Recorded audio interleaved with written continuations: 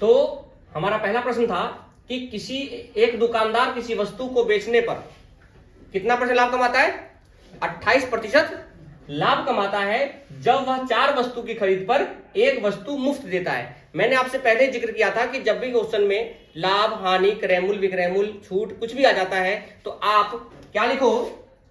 CP, SP और क्रयमूल्य, विक्रयमूल्य और अंकित मूल्य। अब देखो कितना लाभ कमाता है? 28%, यानी 100 रुपए का चीज कितने का बेचता है? 128। फिर पूछा है कि जब वह 4 वस्तु की खरीद पर एक वस्तु मुफ्त देता है तो बताओ अंकित मूल्य क्रय मूल्य से कितना अधिक होगा। अब देखो हमसे पूछा है कि अंकित मूल्य ये है, क्रय मूल्य है, यानी कितना ज्यादा होगा। यानी जब तक हम अंकित मूल्य का अनुपात नहीं निकालेंगे तब तक हम सवाल को नहीं कर सकते हैं। यानी अंकित मूल्य को निकालने के लिए हमें या तो कहीं से छूट चाहिए। अब छूट जो है वो डायरेक्टली नहीं दिया, छूट किसमें दिया है? वस्तु पर दिया है। तो वस्तु पर छूट कैसे निकालते हैं? 1 रुपए का मुफ्त मिला है कितने वस्तु पर? 4 और 1 5 पे, गुना में कितना? 100। यानी हमें जो छूट मिला है वो कितना मिला है? 20% का छूट मिला है। यानी 100 रुपए का चीज कितने का पड़ा है? 80 का। मैंने अनुपात निकालना बताया था कि यहां पर इसको गुना कर दो और इसको यहां गुना कर दो तो 12,800। 2 जीरो से 2 जीरो, 16 8 128 और 16 5 कितना? यानी अंकित मूल्य कितना ज्यादा है? कहां से ज्यादा है? और गुना में 100, तो कितना परसेंट ज्यादा हो गया? यानी क्रय मूल्य जो है, अंकित मूल्य जो है क्रय मूल्य से कितना परसेंट अधिक है? 60%। लेकिन मैंने इसके लिए एक और बताया था कि आप डायरेक्टली भी निकाल सकते हो सीपी और किसका रेशियो? एमपी का रेशियो। कब निकाल सकते हो? जब छूट और लाभ दिया हो। तो आप बताओ छूट कितना आ गया? 20%। यानी 20% जो छूट है वो 80 का दाम है, सीपी का दाम है, और लाभ कितना है? वो एमपी का दाम है। जब अनुपात कारोगे तो कितना आएगा? 16 5 और 16 8, यानी फिर से 5 अनुपात आ रहा है। कितना ज्यादा है? 3 ज्यादा है 5 से, और गुना में 100 कितना आ गया? 20 तिहाई, तो 60%। तो आप इस सवाल को इस तरीके से भी जल्दी से कर सकते हो। यानी आगे से मैं इस चीज को ना लिखने के बाद मैं इसकी ज्यादा कोशिश करूंगा करने की, ताकि पेपर में चीज क्या है आपकी आदत बनी रहे उन चीजों के लिए। ओके, तो नेक्स्ट क्वेश्चन देखते हैं।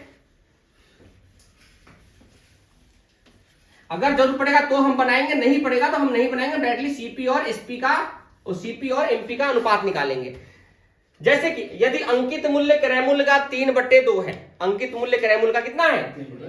एक दुकानदार 3 वस्तु की खरीद पर एक वस्तु मुफ्त देता है। अब ना परसेंटेज है ना कुछ है, तो आप कुछ नहीं, आप लिखो इस चीज को फिर सीपी, एसपी और एमपी। देखो क्रय मूल्य कितना है? 2, तो सीपी कितना है? 3। कोई दिक्कत? अब उसने कहा कि 3 वस्तु की खरीद पर एक मुफ्त देता है, यानी एक मुफ्त है कितने पे? 4 पे, गुना में कितना? 100, यानी कितना आ गया टोटल? यानी 25% का क्या हो गया? छूट हो गया। यानी 100 रुपए का चीज कितने का बेचेगा? 75 का। 100 का चीज कितने का बेचेगा? यहां तक कोई डाउट है किसी को? ठीक है। अब ध्यान दो, यहां पर अनुपात दोनों के आ गए बराबर। तो ऊपर है 3, तो ऊपर तो 100 से गुना कर दो। ऊपर कितने गुना कर दो? जब 100 से गुना करो कितना आएगा? 200। और इधर से 3 से गुना करो, 75 कितना? 200। तो पूछा है कितना परसेंट लाभ होगा, तो आप बताओ 225 का बेचेगा। 100 का चीज कितना बेचे? 200 का चीज कितना बेचेगा? तो कितना का लाभ हुआ? 25 का लाभ हुआ। कहां से लाभ हुआ? गुना में परसेंटेज के लिए, तो कितना आ गया? 12.5%। कितना हो जाएगा उसको? प्रॉफिट हो जाएगा। लेकिन देखो थोड़ा सा, अगर आप थोड़ा सा कोशिश करो तो मैं आपको बता सकता हूं। जैसे देखो 3/2 का मतलब है 150%। कितना परसेंट? 150%। यानी अंकित मूल्य जो है, देखो सीपी, एसपी और एमपी, अंकित मूल्य कितना है? जब सीपी कितना है? अब बताओ एक वस्तु की 3 वस्तु की खरीद पर एक मुफ्त देता है, यानी 25% छूट है। तो इसका 25% निकालोगे तो 150 का आधा 75, 75 का आधा 37.5, यानी 37.5 रुपए का अगर छूट दे देता है तो कितने का बेचेगा? 112 तो भी कितना आ जाएगा छूट, तो कितना लाभ आ जाएगा 12.5% लाभ आ जाएगा, तो भी कोई दिक्कत नहीं। यानी आप इसको भी ऐसे भी कर सकते हो, ऐसे भी कर सकते हो, अनुपात से भी कर सकते हो। ओके चलो नेक्स्ट क्वेश्चन क्या है, नेक्स्ट क्वेश्चन क्या है, एक दुकानदार किसी वस्तु का अंकित मूल्य क्रय मूल्य से कितना अधिक करता है 40% करता है। यानी सीपी एसपी और एमपी 100 रुपए का चीज कितने का, तथा छूट विक्रय मूल्य का 2/5 है।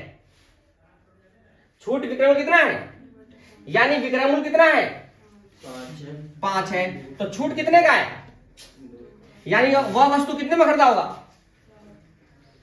60 में खरीदा होगा, मतलब 60 में अंकित मूल्य होगा उसका, तो 7 के कितना गुना है 20 गुना, तो ये भी 20 गुना कर लो, कितना हो गया 20 पंजे, यानी 100 रुपए का चीज है 100 में ही बेचा है, कोई प्रॉफिट लॉस होगा, तो no profit no loss, no profit no loss. चलो बात समझ आ गया। चलो अगला प्रश्न क्या है, देखो अगला प्रश्न है हमारे बीच, किसी वस्तु का अंकित मूल्य 600 है, विक्रेता 20% बट्टा देने के बाद 20% लाभ कमाता है। देखो बट्टा और लाभ जब भी आ जाए तो सीपी लिख दो और एमपी लिख दो। 20% का छूट देने के, यानी 80 रुपए का चीज है, कितना लाभ कमाता है तो 120, यानी 2 अनुपात, एमपी दे रखा है 600, तो कितना गुना है इसका, तो 2 दूनी, यानी क्रय मूल्य कितना होगा वस्तु का 400, वस्तु क्रय मूल्य कितना होगा 400। समझ में आ गया। चलो आगे लिखो,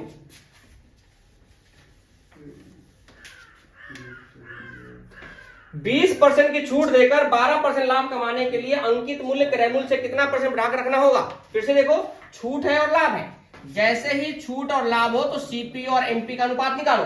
20% का छूट दिया यानी 80 का, और कितना लाभ कमाना है 112, तो 16 बचे 16 सते कितना ज्यादा होगा अंकित मूल्य, कहां से गुना में, यानी कितना % ज्यादा रखना होगा 40% ज्यादा रखना होगा। आप सारे सवालों को इस तरीके से कर सकते हो, सीपी एसपी एमपी रखते आप, ठीक है, रखते हुए आप सारे सवालों को कर सकते हो। चलो अगला प्रश्न देखो, एक पुस्तक विक्रेता 95 रुपए की पुस्तक खरीदता है और 5 रुपए की छूट देकर 10% लाभ कमाने के लिए वह पुस्तक पर कितना मूल्य अंकित करेगा। अब देखो कितने का लाभ कमाता है, तो सीपी और एमपी, सीपी और लाभ कमाता है 110 का, यानी एमपी कितना 100, और कितने का छूट देता है, यानी कितना सीपी। अब देखो 95 की वैल्यू 95 दे रखी है, तो यानी अंकित मूल्य कितना रखना होगा, तो अंकित मूल्य कितना रखना होगा 110 ही रखना होगा। अंकित मूल्य कितना रखना होगा 110 ही रखना होगा। चलो अगला देखो, उस सोफा सेट का अंकित मूल्य कितना होगा जिसकी लागत 3320 रुपए है। जिसकी लागत कितनी है 3320 रुपए, यदि उस पर 17% की छूट देते हुए 21% लाभ कमाता है। यानी देखो फिर से देखो सीपी और एमपी, सीपी और कितने का छूट दिया तो 83 का हो जाएगा। लाभ कितने का है, कटेगा तो ठीक है, नहीं कटेगा तो देख लो कोई बात नहीं। 3320 है कितना, तो 3 चौका 12 है, यानी ये 40 से कट जाएगा, तो इसको भी 40 से गुना कर दो, 12 चौका 48 और 4 4840 क्या हो जाएगा इसका अंकित मूल्य हो जाएगा। यानी क्वेश्चन कैसा भी हो, क्वेश्चन कैसा भी हो, सीपी एसपी एमपी का अनुपात जो है आपको निकालना है, हमेशा ऐसे ही निकलेगा सीपी एसपी एमपी में, जब अंकित मूल्य क्रय मूल्य विक्रय मूल्य का जिक्र जब भी हो तो, ठीक है। चलो अगला क्वेश्चन क्या है, एक फर्नीचर 1740 रुपए की लागत पर तैयार हुआ है, 15% लाभ लेने के लिए 13% की छूट पर फर्नीचर का अंकित मूल्य कितना होगा। तो फिर से हमसे वही पूछा है, सीपी और एमपी कितना लाभ कमाया, तो 115 का बेचेगा, छूट कितने का है, यानी 87 की वैल्यू है। अब 87 की वैल्यू दे रखा है 1740, तो देखो इसका 20 गुना है कि नहीं है, तो इसका भी 20 गुना कर लो, कितना आएगा 2300, यानी वस्तु का जो अंकित मूल्य है वो कितना होगा 2300 होगा। देखो कितने हम सिंपल वे में डिस्काउंट के चैप्टर, मैंने जो प्रैक्टिस शीट आपको दे रखा है, अगर आप उस चीज को इस तरीके से भी करते हो तो आप प्रैक्टिस शीट के सारे सवाल कर सकते हो। समझ में आ गया? एक टॉपिक और हमारा रह गया है सक्सेसिव डिस्काउंट वाला, वो भी हम कर लेंगे। ठीक है, पहले इनको देख लेते हैं। चलो, ये भी हो गया। किसी वस्तु की कीमत उसकी लागत मूल्य से कितनी है? दुगुनी है। अब देखो सीपी, एसपी और एमपी लिख दो। लागत मूल्य अगर 100 है तो कितना हो जाएगा? ये 200 मान लो, कोई दिक्कत? अब 15% लाभ प्राप्त करना हो यानी 115 का बेचेगा। अब बताओ तो कितने परसेंट छूट दी जानी चाहिए? तो 200 रुपए का चीज है, 115 का बेच रहा है, तो कितने का छूट मिलेगा? कहां से मिलेगा? और गुना में परसेंटेज के लिए 100, यानी 42.5% का उसको छूट मिलना चाहिए। तो आपने देखा कि किस तरीके से अगर आप सवाल को पढ़ोगे, ध्यान से समझोगे, तो छूट के सारे प्रश्नों को आप इजी तरीके से आप हल कर सकते हो। तो सीपी, एसपी का एमपी, सीपी और एमपी का अनुपात कब निकलेगा? जब छूट और लाभ हो। ठीक है, तो मिलते हैं अपने अगले वीडियो में।